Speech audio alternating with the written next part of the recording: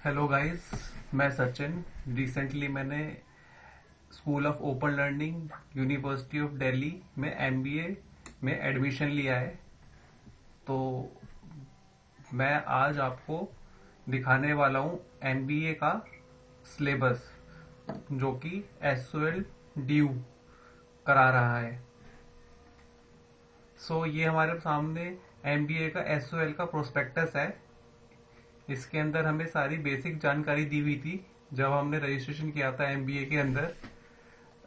इसमें हमें सब्जेक्ट आज मैं इस वीडियो में मेनली आपको बताऊंगा एमबीए फाइनेंस के 2 साल के सिलेबस की डिटेल्स के बारे में। और इस प्रोस्पेक्टस के अंदर जो कि हमें एसओएल ड्यू ने दिया था, उसमें इन सब्जेक्ट्स की डिटेल के बारे में नहीं लिखा है। तो ये मैंने डिटेल्स कहाँ से मिली वो मैं आपको पहले बता देता हूँ। ये एमबीए फाइनेंस जो S U Delhi of university of Delhi FMS faculty of management studies में भी होती है एमबीए। तो उनका प्रोस्पेक्टस है, उसके अंदर सारे सब्जेक्ट्स की डिटेल लिखी हुई है। तो जो एमबीए हमारी एसओएल ड्यू कराएगा, सेम सब्जेक्ट्स वाली एमबीए ऑलरेडी एफएमएस ड्यू में होती है। तो सिलेबस हमारा बिल्कुल एग्जैक्टली सेम है एसओएल और एफएमएस में, दोनों में। तो और उनका कोर्स क्रेडिट स्कीम भी बिल्कुल सेम है हमारी। एसओएल ड्यू के प्रोस्पेक्टस पे देख लेते हैं कि कोर्स स्कीम क्या है। ये ही कोर्स स्कीम जो हमारे एसओएल ड्यू में है, सेम स्कीम हमारी एफएमएस ड्यू में है, कोई डिफरेंस नहीं है। और जो सब्जेक्ट्स हमारे एसओएल ड्यू में है, वही सब्जेक्ट्स हमारे एमबीए एफएमएस ड्यू में है। ये एफएमएस ड्यू के एमबीए के सब्जेक्ट्स हैं फर्स्ट ईयर के, ये सेकेंड ईयर के, और उसके बाद इलेक्टिव स्टार्ट हो जाते हैं। तो मैं दिखा देता हूं कि जो सब्जेक्ट्स हमारे एसओएल ड्यू में है, वही सब्जेक्ट्स हमारे एफएमएस ड्यू में है। ये एसओएल के सब्जेक्ट्स है फर्स्ट सेमेस्टर के, सेकंड सेमेस्टर के। फर्स्ट सेमेस्टर के मैच कर लो आप, ये वाले बिल्कुल सेम सब्जेक्ट्स हैं। और ये हमारे एसओएल ड्यू के सब्जेक्ट्स हैं फर्स्ट सेमेस्टर के। सेकंड सेमेस्टर के देखते हैं हम। सेकंड सेमेस्टर के जो सब्जेक्ट्स हैं, वही हमारे एफएमएस ड्यू के सब्जेक्ट्स हैं। और उसके बाद थर्ड सेमेस्टर, फोर्थ सेमेस्टर भी सेम है exactly. Second year, third semester, fourth semester, same subjects. इसके बाद इलेक्टिव्स देख लेते हैं। एसओएल एफएमएस के अंदर हमको दिए हुए हैं लाइक कितने एरियाज दिए हुए हैं, हमको 10 एरियाज दिए हुए हैं। वेयर एज एसओएल ड्यू के अंदर हमको 8 एरियाज दिए हुए हैं स्पेशलाइजेशन करने के लिए। कौन से 2 एरियाज मिसिंग है अकॉर्डिंग टू मी? एक तो कंटेम्प्रेरी इश्यूज मिसिंग है, और let me see, operations, marketing, information technology, finance, entrepreneurship, it's culture philosophy and management. Contemporary issues, culture philosophy and management, ये 2 एरियाज हमारे एसओएल ड्यू के MBA के अंदर नहीं है। और सारे एरियाज हमारे मैच कर रहे हैं एफएमएस ड्यू के साथ। तो अब हम चलते हैं डायरेक्ट एफएमएस ड्यू के प्रोस्पेक्टस में, देखते हैं जिसके अंदर ज्यादा डिटेल्ड जानकारी है, क्योंकि हमको वहीं पर ही सब्जेक्ट वाइज डिटेल सिलेबस मिलेगा। तो फर्स्ट ईयर के सिलेबस, ओके, फाइनेंस के सब्जेक्ट्स हो गए। मैं आपको मेनली, चूंकि मैं खुद एमबीए इन फाइनेंस करूंगा, तो मैं आपको फाइनेंस के सब्जेक्ट्स की डिटेल्स दिखाऊंगा। मैंने अलग से एक फाइल बना ली है जिसमें सारे सब्जेक्ट्स मैं अपने फाइनेंस के एक जगह लेके आ गया हूँ। एरिया में फाइनेंस लूंगा, और ये सब्जेक्ट्स मैं लूंगा क्योंकि ये सब्जेक्ट्स मैंने ऑलरेडी पढ़े भी हुए हैं पहले से, और ये इन पे मैं अच्छे से एमबीए में पढ़ूंगा भी। पहला सब्जेक्ट है आपका ऑर्गेनाइजेशनल बिहेवियर, मतलब बिजनेस बिहेवियर। इसमें आपका कंटेंट स्टार्ट होता है। कितने इसमें यूनिट्स हैं? 9 यूनिट्स हैं। पहला unit organisational behaviour, individual behaviour, interpersonal relationship, transactional analysis, motivations at work, leadership and followership, work team and groups, decision making, stress and well being at work, organisation structure and design.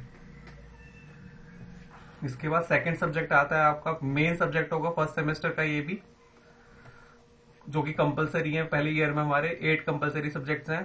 तो second subject is data analysis and decision tools. इसमें आपके total units हैं 10। ये आपको पहले statistics, descriptive statistics से start करेंगे, probability and probability distribution से स्टार्ट करेंगे, फिर रैंडम वेरिएबल्स में जाएंगे और अलग अलग डिस्ट्रीब्यूशन होंगी जिसके अंदर हमारी, और फिर inferential statistics, inferencing from samples, chi square test and Kolmogorov Smirnov test model की परफॉर्मेंस देखने के लिए, covariance, correlation and regression, linear programming, application of linear programming, transportation problem, transshipment problem, assignment problems and integer programming. ये हमारे operation research के concepts हैं। और नीचे वाले रिग्रेशन एंड कोवेरियंस कोरिलेशन, ये हमारे मेनली इकोनोमेट्रिक्स के पार्ट हैं, और ये ऊपर तो स्टैटिस्टिक्स के पार्ट हैं। तो हमारा overall data analysis and decision tools is nothing but a combination of statistics, probability and operation research वाले सब्जेक्ट। फिर आपका सेकंड थर्ड सब्जेक्ट है मैनेजरियल इकोनॉमिक्स और बिजनेस इकोनॉमिक्स बोल लेते हैं इसको, जिसके अंदर हमको माइक्रो इकोनॉमिक्स पढ़ाई जाएगी। Micro economics, theories of demand, production cost, market structures and market failures. फिर अकाउंटिंग फॉर मैनेजर्स, मतलब बिजनेस अकाउंटिंग। इसके अंदर हमको बेसिक्स ऑफ मतलब accounting theory, depreciation accounting, inventory valuation, presentation disclosure of accounting information, cash flow statement, responsibility accounting, divisional performance measurement and transfer pricing, इसके बारे में पढ़ाया जाएगा। Marketing management, business marketing management, introduction to marketing, marketing environment, identifying selecting markets, strategic market planning process, product mix strategies, developing pricing strategies, channels of distribution, marketing communication, trends in marketing. उसके बाद है हमारा business human resource management. इसके अंदर सिर्फ 3 ही units हैं, foundations and principles of managing people in organisation, job analysis, HR planning, industrial relations. फिर business communication, easy communication in organisation, return communication, interpersonal communication, cross culture communication, career management and communication. Information technology management, business information technology management, business IT management. Computers के बारे में बताएंगे, Indian computing environment, modes of data processing, PC software packages like spreadsheet and presentation graphics. ये तो important है, शायद हमको spreadsheet, Excel और पीपीटी बनाना सिखाएंगे। फिर management systems and integration of applications, LAN वैन, internet, application of internet technology. फिर आता है हमारा सेकंड सेमेस्टर।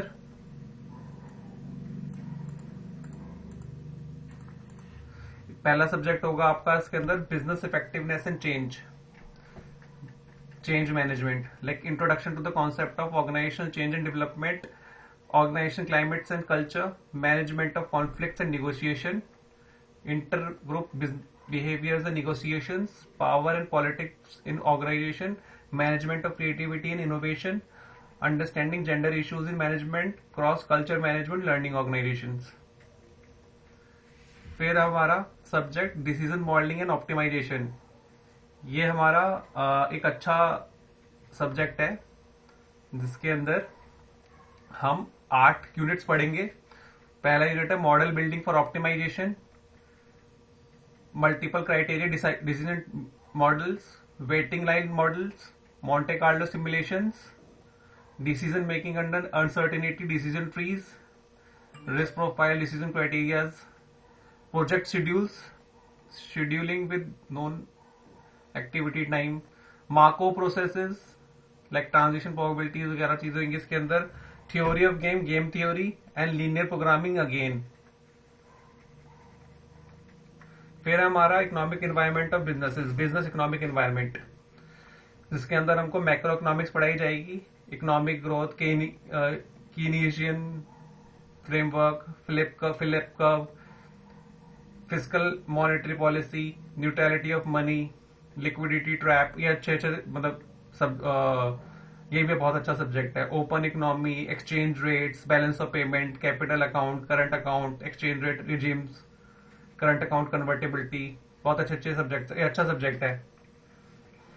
फिर कॉर्पोरेट अकाउंट्स पे, कॉर्पोरेट फाइनेंस में आते हैं, जो कि कुछ नहीं, बजटिंग, कैपिटल बजटिंग होता है कि एक बिजनेस को किस तरीके से पैसा उठाना चाहिए, है ना, कि उसको प्रोजेक्ट करना में फायदा होगा कि नहीं होगा उस पैसे को उठा के। लाइक हम इसके अंदर पढ़ेंगे फाइनेंशियल मैनेजमेंट पढ़ेंगे, उसके अंदर जो बेसिक कॉन्सेप्ट होता है टीवीएम का, इन्वेस्टमेंट डिसीजंस, कैपिटल बजटिंग को इन्वेस्टमेंट डिसीजन का टूल होता है कैपिटल बजटिंग, फिर कैपम, फिर cost of capital, financial decision like capital structure and leverages के अंदर पढ़ेंगे, फिर डिविडेंड पॉलिसीज इसके अंदर आ जाती है हमारी कि dividend decision policies like Gordon model, Walter model, Modi and Miller hypothesis, working capital management. इसके बाद हमारा सब्जेक्ट है मैनेजमेंट अकाउंटिंग, जो कि आपका कॉस्ट अकाउंटिंग का बड़ा भाई होता है मैनेजमेंट अकाउंटिंग, जिसके अंदर आप basic cost concept in accounting पढ़ोगे, फिर cost concept in decision making पढ़ोगे, फिर उसके बाद कॉस्ट मैनेजमेंट, फिर balanced score card, inventory management and performance measurement. फिर एक सब्जेक्ट आता है आपका business production and operation management, nature evaluation and scope of production and operations, facilities location, design and production operation process and facility layout, design of product services, inventory management, aggregate product planning, quality management, statistical process controls, just in time management and theory of constraints. It is still linear programming, theory of constant linear optimization, marketing research, जो कि सारे के सारे post graduate programmes के अंदर ये subject होता ही है, इंपॉर्टेंट होता है सब्जेक्ट ये, जो कि पोस्ट ग्रेजुएशन में पढ़ाया जाता है। इसके अंदर आप पढ़ोगे मार्केटिंग रिसर्च का introduction, scaling techniques, data collection methods, sample design, field work, hypothesis testing, data analysis, statistics आ गया, parametric non parametric testing, use of statistical software,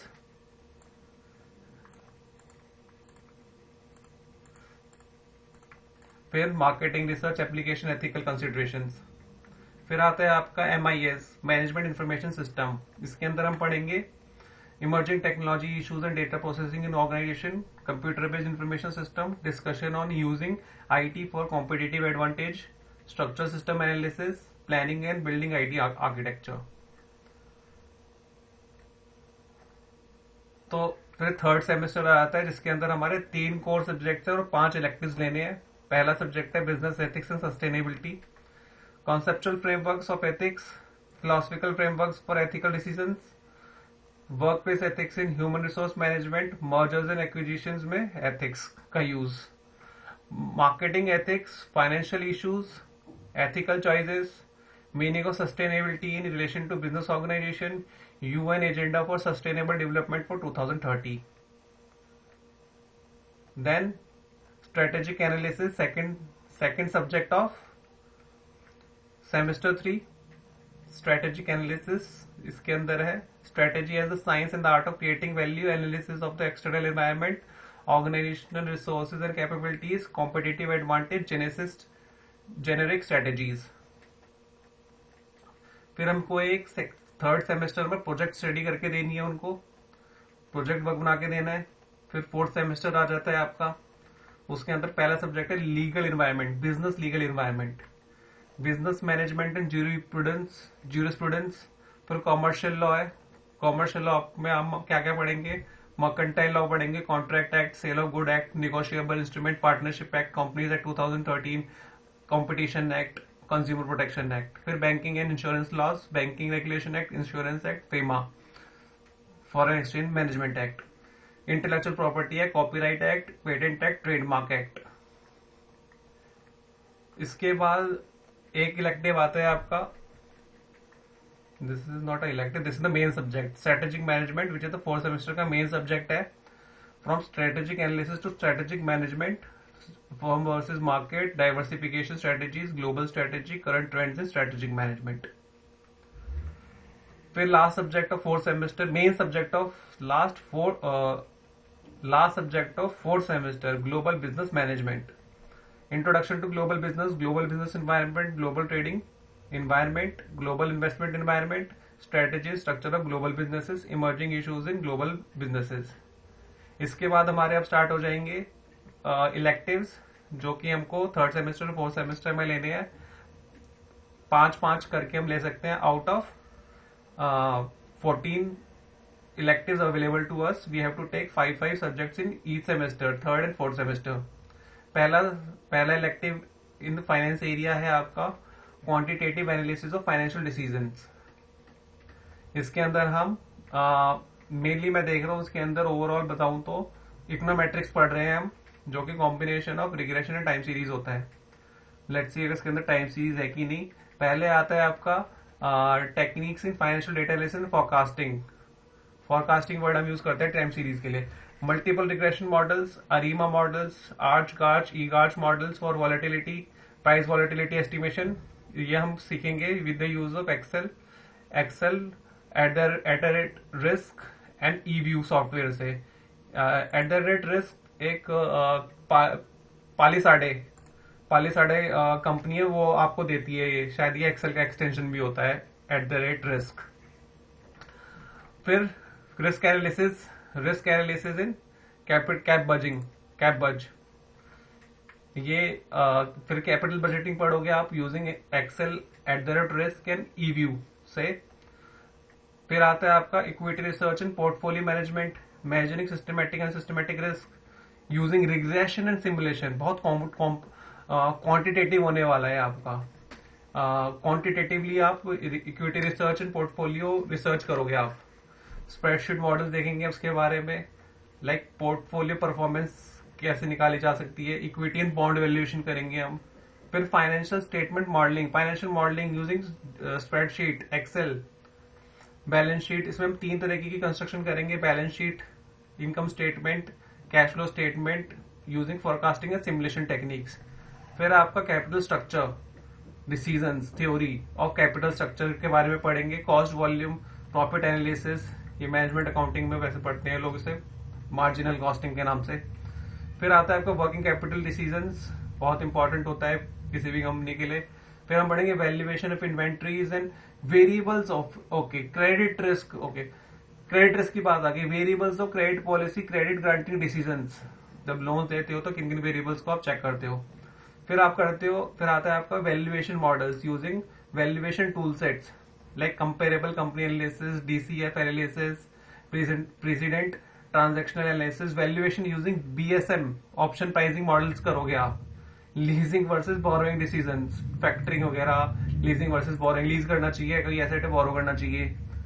फिर आपका business failure and reorganisation, multiple discriminant analysis, decision trees and decision tree analysis, थोड़ा machine learning भी आ रहा है ये। ठीक है, फाइनेंस एंड क्वांट का एक अच्छा खासा, फाइनेंस एंड क्वांट्स मिला के ये सब्जेक्ट है। इसकी क्वांट्स अच्छी है ना, मैं तो बोलूंगा उसी को लेना चाहिए ये वाला सब्जेक्ट भी। अच्छा, मैं आपको बताता भी रहूंगा कि किन किन को ये कौन सा सब्जेक्ट ज्यादा सूटेबल रहेगा इलेक्टिव्स में, किन लोगों के लिए। तो ये क्वांटिटेटिव एनालिसिस और फाइनेंशियल डिसीजन उन लोगों को लेना चाहिए जिनका फाइनेंस भी बहुत अच्छा है और क्वांटिटेटिव क्वांट्स भी बहुत अच्छा है। क्वांट्स मतलब time series and regression mainly, right, जिनको 3 चीजें आती हैं, regression, time series and Monte Carlo simulations. अगर ये सब्जेक्ट लेना है ना तो इन 3 चीजों को आप स्ट्रांग रखना अपनी। फिर है आपका business mergers and acquisitions, LBO analysis, ये। फिर फाइनेंशियल रिस्क मॉडल्स, ओके, ये बहुत फाइनेंशियल रिस्क मैनेजमेंट से लिया है, ये FRM से लिया है। ये स्प्रेडशीट बनानी होंगी इसमें आपको, फॉर किस किस के लिए, मार्केट रिस्क, वॉर आप बनाओगे, कैलकुलेट करोगे historical and Monte Carlo simulation से, स्ट्रेस टेस्टिंग करोगे वॉर की, बैक टेस्टिंग करोगे वॉर की, और उसके बाद आपका Altman Z score model for used in credit while granting loans. Altman Z score का यूज किया जाता है, calculation of probability of default, PD using equity prices, Merton model का यूज करके। लेट्स सी, फिर आता है, हाँ ये वाला चैप्टर तो समझ गए ना आप कि ये जिसको क्वांट्स अच्छा है, क्वांट्स में भी 3 चीज, regression, time series and Monte Carlo simulation, उनको ये जरूर लेना चाहिए, बहुत अच्छा सब्जेक्ट है ये, बहुत ज्यादा इसकी डिमांड है मार्केट में। फिर आता है आपको security analysis and portfolio management. इसके अंदर हम पढ़ेंगे फाइनेंशियल इन्वेस्टमेंट प्रोसेसेस क्या होती है, जनरल ज्ञान। फिर इक्विटी इन्वेस्टमेंट,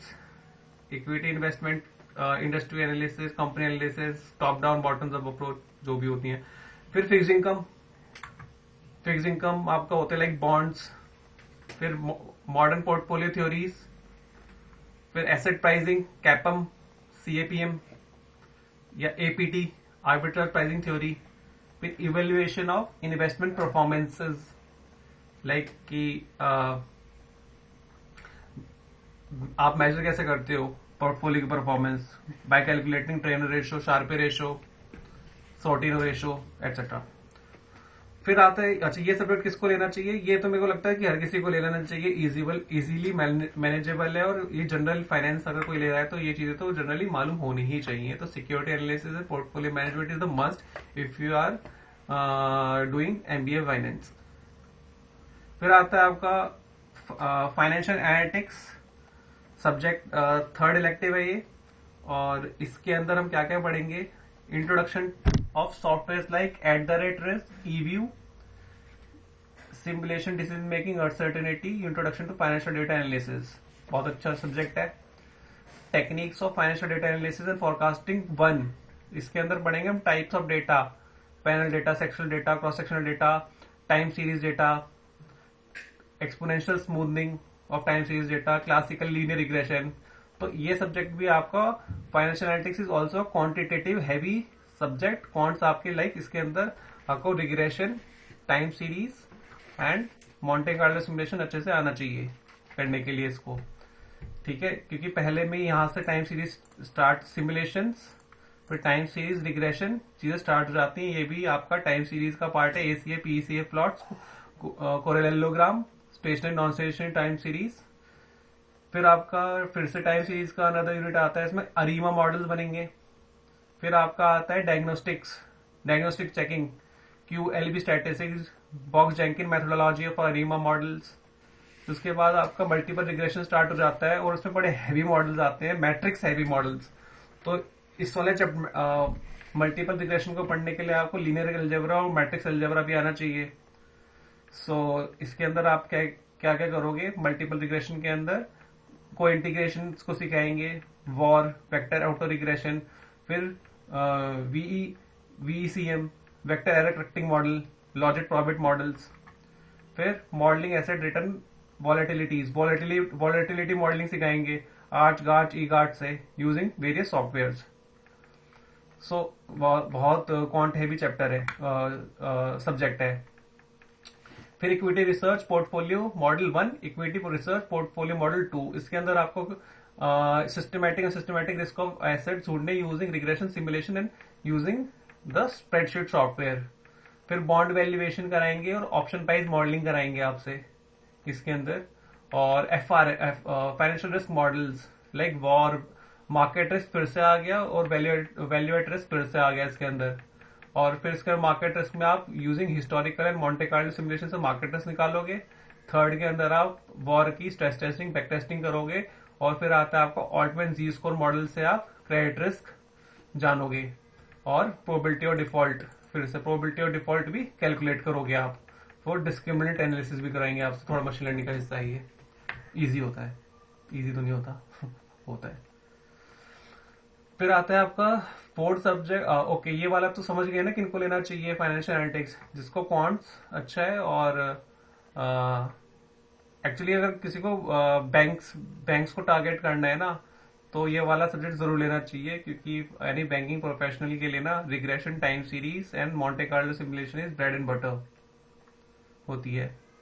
रेगुलेटर्स भी इन्हीं मॉडल्स का यूज करते हैं, ज्यादा एडवांस मॉडल्स का यूज नहीं करते हैं वो, फॉर द ट्रांसपेरेंसी पर्पज। फिर आता है आपका इंटरनेशनल फाइनेंशियल मैनेजमेंट। इसके अंदर आपका multinational business finance, forex market, foreign exchange, है ना, फॉरेन एक्सचेंज का कैलकुलेशन कैसे होता है, मतलब आपको फॉरेक्स में फॉरेक्स की अच्छी कैलकुलेशन आनी चाहिए। इसके अंदर बहुत सारी हमें फॉरेन एक्सचेंज मार्केट के अंदर थ्योरी पढ़ाएंगे, CIA, covered interest arbitrage, IPT, interest parity theory, PPP, purchasing power parity, international Fisher price, Fisher effect, management of foreign exchange risk, translation exposures. फिर financial management of multinational firms, capital budgeting, cost of capital, ऐसी चीजें इसके अंदर आएंगी, but with a flavour of foreign exchange. फिर multinational cash management कैसे करती हैं ट्रेजरीज, कॉर्पोरेट ट्रेजरीज। फिर मैनेजिंग फॉरेन ऑपरेशंस, ब्रांचेस या फॉरेन इश्यूज कैसे करती हैं, GDR, ADR. Merchant banking and financial services. अच्छा, ये वाला सब्जेक्ट किसको लेना चाहिए? ये वाला सब्जेक्ट एक जेनरिक सब्जेक्ट है, कोई भी ले सकता है, इजीली मैनेजेबल है। सिर्फ हाँ डिफिकल्टी है इसके अंदर, बट ऐसा कुछ नहीं है कि नहीं कर पाओगे, मेहनत करोगे हो जाएगा, ये वाला इजी है, तो ले सकते हो इसे, इजीली मैनेजेबल है मेरे लिए। Merchant banking and financial services, इसके अंदर हमारे 6 यूनिट्स हैं। Financial system, market services, merchant banking and issue management, credit rating agencies, analysing banks financial statement, asset liability management, liquidity risk. ये पूरा का पूरा चैप्टर लिक्विडिटी रिस्क है। अच्छा, कुछ कुछ चीजें इसके अंदर क्रेडिट रिस्क भी है, ऑपरेशन रिस्क भी है, मार्केट रिस्क भी है, और तो ये वैसे वाला यूनिट पूरा का पूरा लिक्विडिटी रिस्क है। फिर आपका unit 5 mutual funds and insurance services and hedge funds, mutual fund, hedge funds, insurance services, और सिक्योरिटाइजेशन भी पढ़ाएंगे आपको इसके अंदर। और फिर पढ़ाएंगे आपको leasing versus hire purchase, leasing करें, हायर परचेज करें, फैक्टरिंग करें या मर्जर एक्विजिशन ही कर लें। तो ये एक अच्छा जेनरिक सब्जेक्ट है। Merchant banking easily manageable bye anyone. हाँ, मजा बहुत आएगा इसको करने में, ये बहुत ही इंटरेस्टिंग सब्जेक्ट है। फिर आता है आपका मैनेजमेंट कंट्रोल सिस्टम्स, ये तो मैं नहीं लूंगा, कॉन्सेप्चुअल फ्रेमवर्क, और इसलिए मैं बता भी नहीं सकता कि किसको लेना चाहिए। अगर किसी को अच्छा लगता हो तो वो ले ले इसको। Conceptual framework of management controls, techniques of management control processes, variation managerial control system, strategy cost control, making theory of constants. Theory of constant फिर से आ गया। तो लीनियर प्रोग्रामिंग बहुत यूज हो रही है, लीनियर प्रोग्रामिंग भी सीख लेना गाइस, जो कि बहुत ही इंपॉर्टेंट और बेसिक चीजें होती हैं बिजनेस के अंदर। फिर कॉर्पोरेट टैक्सेशन, ये भी मैं नहीं ले रहा हूँ मेरा, क्योंकि मेरी दिलचस्पी नहीं है टैक्स। सो इसके अंदर क्या पढ़ाएंगे आपको, इनकम टैक्स के बारे में पढ़ाएंगे, income under head, salaries, business, profession, capital gains, set of carry forward and deduction. Easy basic वाली चीजें हैं, है ना। और उसके बाद आपको कि टीडीएस कैसे रिटर्न्स फाइल होती हैं, है ना, manually preparation return of income manually as well through software. फिर कॉर्पोरेट टैक्स प्लानिंग करनी हो, computation of taxable incomes and tax liabilities, implication of tax benefit and incentives for corporate decisions in respect of setting up new businesses, locations and nature of business, tax planning कराना। ये फिर आपका tax planning start हो जाती है। और फिर आता है आपका एक सब्जेक्ट इंटरनेशनल टैक्सेशन, ये अच्छा है, लेटेस्ट डेवलपमेंट्स भी हैं हमारे सिलेबस में। एंड फाइनल फिर उसके बाद ये वाला सब्जेक्ट किसको लेना चाहिए, कोई चार्टर्ड अकाउंटेंट है तो उसको ये ले लेना चाहिए, इजी आंख बंद करके। या किसी की दिलचस्पी हो तो ले लेना चाहिए इसको, मगर मेरी दिलचस्पी नहीं है। तो मैं आगे वाला, हाँ मेरी दिलचस्पी है फाइनेंशियल डेरिवेटिव्स के अंदर। ये वाला सब्जेक्ट बहुत इंटरेस्टिंग है। इसमें आपको स्टार्ट करेंगे कि डेरिवेटिव्स क्या होते हैं, किस तरीके के होते हैं, future forward future options, bond swaps. फिर आपको फॉरवर्ड फ्यूचर्स के बारे में पढ़ाएंगे, हेजिंग स्ट्रेटेजी यूजिंग फ्यूचर के बारे में पढ़ाएंगे, ऑप्शंस के बारे में इंट्रोडक्शन देंगे, ऑप्शन प्राइसिंग कैसे होती है using binomial option pricing model. फिर आपका ये चले जाते हैं फाइनेंशियल इंजीनियरिंग के अंदर। इसमें field of investment risk management related to derivative securities. तो इसमें फिर फाइनेंशियल इंजीनियरिंग में चले जाते हैं, एसेट प्राइस रैंडम वॉक्स के बारे में बताएंगे आपको, valuation derivative in continuous time, introduction to Black Swan pricing, volatility, extension of Black Swan model, option on stock indices, currencies and future, sensitivity analysis, Greeks, option Greeks के बारे में आपको पढ़ाएंगे। ठीक है, और फिर फाइनेंशियल इंजीनियरिंग आ जाता है मेनली।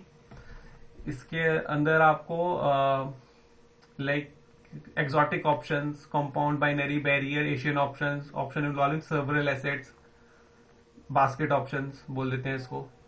फिर स्वैप ट्रांजेक्शन्स, स्वैप बोलते हैं interest rate, IRS, interest rate swap, currency swap, commodity swap, ये सारे के सारे डेरिवेटिव चल रहे हैं। फिर वॉर, ये डेरिवेटिव नहीं है VaR, but calculation of VaR for derivative यहाँ पे सिखाएंगे। Since derivatives are non linear instrument, तो नॉन लीनियर इंस्ट्रूमेंट्स के लिए वॉर कैसे कैलकुलेट होएगा using historical simulations, right. And quadratic model सिखाएंगे उसका, Monte Carlo simulation, stress testing. तो ये पूरा का पूरा वैसे इतना सिलेबस के बाद ये क्वांट हैवी हो जाता है आधे सिलेबस के बाद। तो ये भी उसको लेना चाहिए जिसका क्वांट अच्छा है और जिसको डेरिवेटिव में बहुत इंटरेस्ट है। अगर उसको क्वांट अच्छा भी नहीं है तो उसको ये लेना चाहिए और अपना क्वांट फिर ठीक करना चाहिए, क्योंकि really this is a very fantastic subject, interesting. फिर क्रेडिट रिस्क आपका इसमें प्रोबेबिलिटी ऑफ डिफॉल्ट कैलकुलेट करना है, PD कैलकुलेट करना है। और हमको इसके अंदर क्या क्या पढ़ाएंगे, credit default swap, total return swap, credit spreads, options, collate, CDOs। अच्छा है, इजी यूनिट अगर इतना इस कंटेंट है तो। फिर आपका project planning, analysis and management,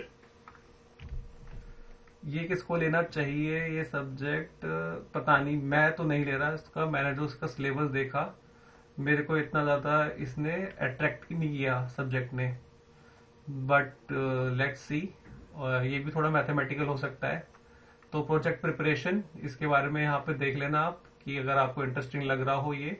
वैसे ये भी इंटरेस्टिंग सब्जेक्ट है क्योंकि मैथमेटिकल है ये, देख पा रहा हूँ। Mathematical techniques for project evaluation, network techniques for project management, multiple projects and constraint, project appraisal for financial institution, preparation of project report.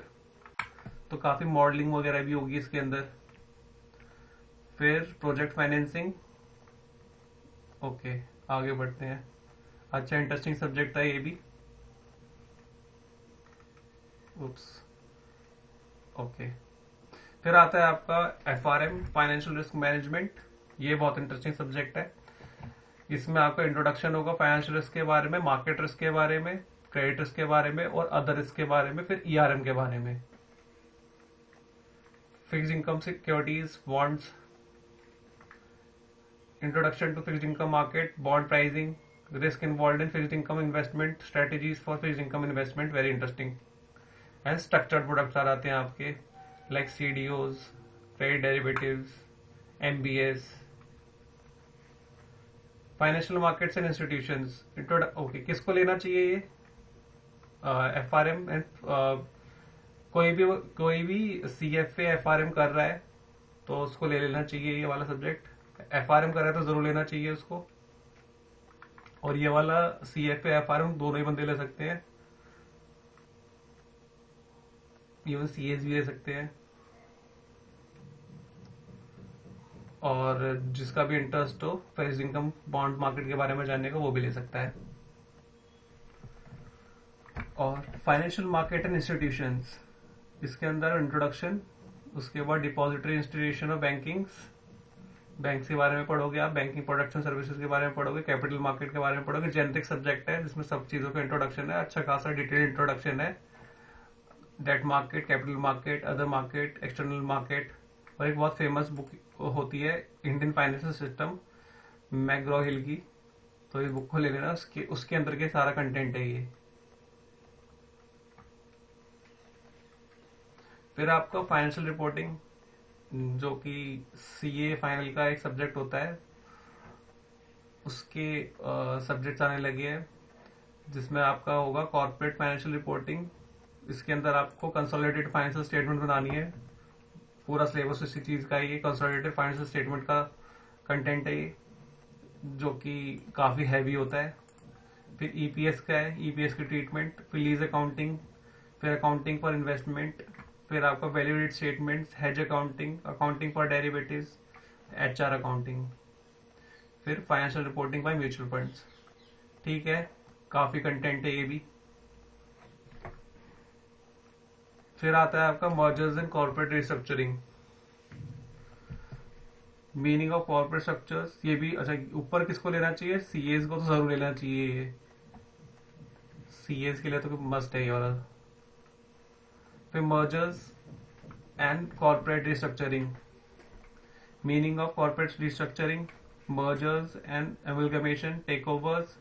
ये भी सीए फाइनल में पढ़ाया जाता है अंडर फाइनेंशियल रिपोर्टिंग इटसेल्फ, तो ये भी सीएस को जरूर लेना चाहिए। और ये काफी काफी अकाउंटिंग हैवी सब्जेक्ट है। मर्जर्स एंड कॉर्पोरेट रिस्ट्रक्चरिंग कोई ये फाइनेंस पर्टिकुलर सब्जेक्ट नहीं है, ये अकाउंट हैवी सब्जेक्ट हो गया है ये। इसके अंदर अकाउंटिंग स्टैंडर्ड 14 और ऐसी ऐसी चीजें यूज होंगी। तो अगर आपका बिल्कुल भी अकाउंटिंग बैकग्राउंड नहीं है तो मर्जर्स कॉर्पोरेट रिस्ट्रक्चरिंग बिल्कुल ना लें। मैं तो बोलता हूँ सीए ही कर सकता है ये वाला सब्जेक्ट, कर तो कोई भी सकता है, बट सीए के लिए इजी हो जाएगा ये वाला करना। फिर internal reconstruction, approaches to valuation, valuation of shares, businesses, intangible, private valuing private companies, valuing firms of negative earning etcetera. CS पढ़ते हैं बहुत डिटेल में इसको अपने सीए फाइनल के अंदर।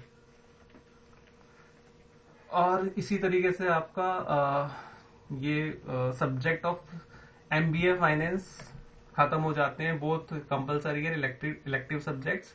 तो ये जो पूरा प्रोस्पेक्टस था ये एफएमएस यूनिवर्सिटी ऑफ दिल्ली का था, जो कि सेम सब्जेक्ट्स हमको ऑफर हो रहे हैं school of open learning Delhi university में।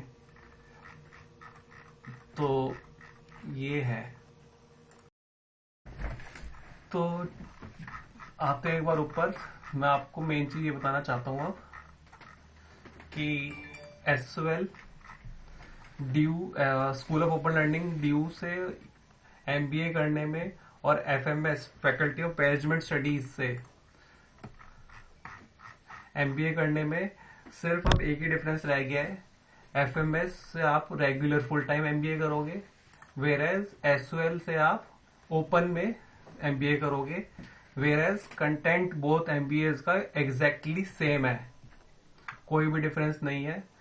बस एसओएल में आप घर बैठे अपनी एमबीए करोगे, और एसओएल में आप रेगुलर जाके वहां पे एमबीए करोगे। तो वैसे तो एफएमएस डीयू बहुत टॉप 15 कॉलेजेस में आता है, और जिन जिन लोगों ने एमबीए एसओएल में एडमिशन ले लिया है तो उनको भी मौका मिल गया है सेम कंटेंट पढ़ने का। It is so good. So since subjects are exactly same, तो बस एक रेगुलर है एक ओपन है, तो वैल्यू दोनों की सेम ही होनी चाहिए। और चूंकि आपको पता है कि एफएमएस, अब आप देख सकते हो नेट पे काफी वीडियोस मिल जाएंगी जो बता रही हैं कि एफएमएस से जो लोग एमबीए करते हैं तो उनकी एवरेज सैलरी कितनी होती है, मिनिमम सैलरी कितनी होती है, और मीडियन सैलरी कितनी होती है, जो कि काफी हाई है। सो आई एम एक्सपेक्टिंग कि यही सैलरीज आपको एमबीए फ्रॉम एसओएल ड्यू करके भी मिले। वैसे पता कितनी सैलरी होती है? तो मेरा पर्पस इस वीडियो का बनाने का बस एक ही था कि एसओएल ड्यू ने एमबीए तो निकाल दिए, बट अपने प्रोस्पेक्टस में उन्होंने डिटेल सब्जेक्ट्स के बारे में नहीं लिखा, जो कि मैंने जब रिसर्च करी तो मेरे को मिला कि जो सब्जेक्ट्स एसओएल ड्यू के प्रोस्पेक्टस में है वही सब्जेक्ट्स एफएमएस ड्यू के एमबीए के सिलेबस में है। तो ये चीज की मैंने सोचा कि वीडियो बना दूं, तो मैंने वीडियो बना दी। और अगर आप लोग चाहते हैं कि मैं किसी और चीज पर, किसी पर्टिकुलर सब्जेक्ट पर या किसी और इलेक्टिव पर भी वीडियो बनाऊं, तो आप मेरे को कमेंट में लिख सकते हैं। तो अगर आप एमबीए कर रहे हैं या करना चाहते हैं एसओएल ड्यू से, तो आप मेरे चैनल को सब्सक्राइब कर ले, क्योंकि मैं फ्यूचर में भी एमबीए की वीडियोस लाता रहूंगा डिटेल में कि एमबीए में मेरा मतलब क्या प्रोग्रेस चल रही है, या एसओएल ड्यू में क्या क्या एक्स्ट्रा हो रहा है, कैसी क्लासेस हो रही है, फिजिकल क्लासेस कैसी हो रही हैं, या मेंटरशिप कैसी हो रही है, प्लेसमेंट सेल कैसा है ना, कैसी असाइनमेंट्स मिल रही हैं या असाइनमेंट्स कैसे करनी है। तो इन सब की भी मैं आगे वीडियो बनाता रहूंगा। तो प्लीज मेरे चैनल को सब्सक्राइब कर लें, जिससे कि आपको वो सारी वीडियोस की नोटिफिकेशन मिलती रहे। Thank you. सही था।